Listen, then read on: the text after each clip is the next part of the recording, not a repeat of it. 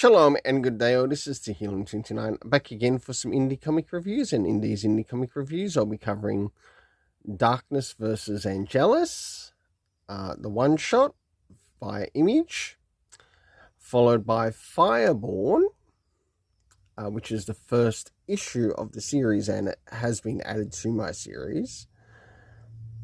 I'll now get things ready and organised for the first one I'll be reviewing. So, first things first, does this cover in any way, shape or form connect to something that's happening inside with the story? It certainly does, to which I give it a 7 out of 10.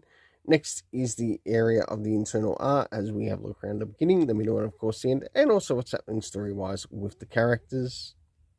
So just to give a bit of a brief recap,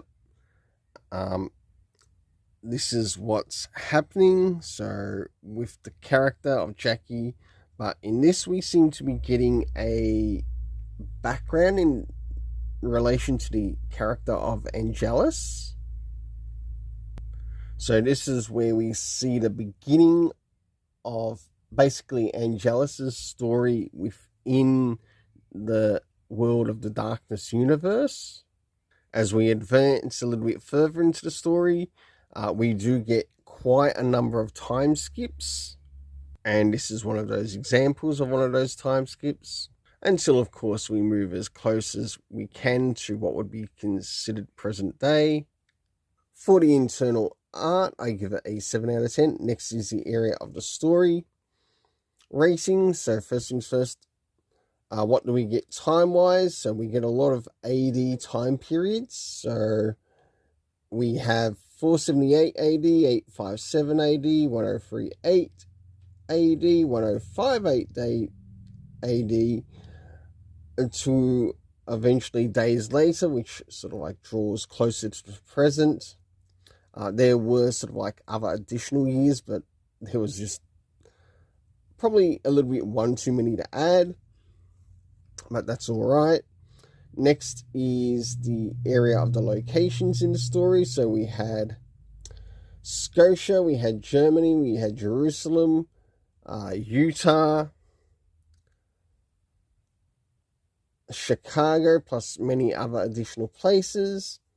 The cast of characters in this, we of course saw a connection to Jackie, Jack, who connects to the present day darkness. We had the Brotherhood of Darkness, and basically we got to see a lot more of them in this particular one shot, along with Angelus herself and one more person, Gareth, who was sort of like the previous owner of the darkness. My overall rating for this story is a 7 out of 10. Now it's time to move into Fireborn, issue 1. So as we move into Fireborn issue 1, does this cover in any way, shape or form connect to something that's happening inside with the story? It certainly does, to which I give it a 7 out of 10. Next is the area of the internal art, as we have a look around the beginning, the middle, and of course the end, and also what's happening story-wise with the character. So as the story begins, we get to follow Aaron, or the character of Aaron, who has a connection to this somewhat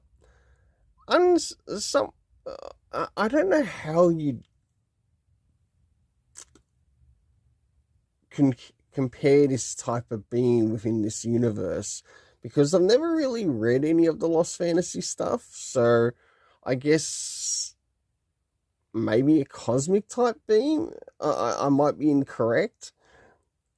And of course we see a bit of a situation that takes place, and he turns into the character of Fireborn.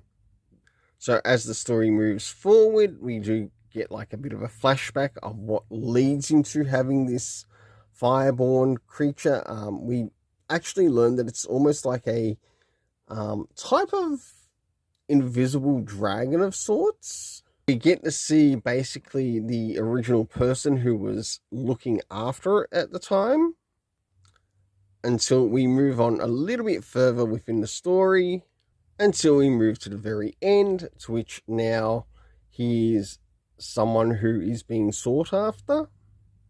For the internal art, I give it a 7.5 out of 10, as I actually quite like the art with the story. Next is the area of the story itself. So first things first, did we get anything time-wise? No, we didn't. Next is the location. I think the closest location that I got was actually either the area or a building is known as Hillcorp. Next is the main cast character being Aaron himself, who becomes the Fireborn. My overall rating for the story is a 7 out of 10. Until then, let's keep it colorful and have yourself an awesome day.